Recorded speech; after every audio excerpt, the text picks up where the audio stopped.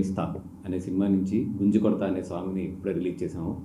దీన్ని CC creations and AVR movies వీళ్ళిద్దరూ కూడా ప్రొడ్యూస్ చేశారు.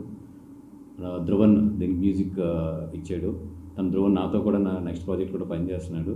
రోల్ రైడర్ లిరిక్స్ రాశారు. సాంగ్ చాలా బాగుంది. Listen it and enjoy. All the best.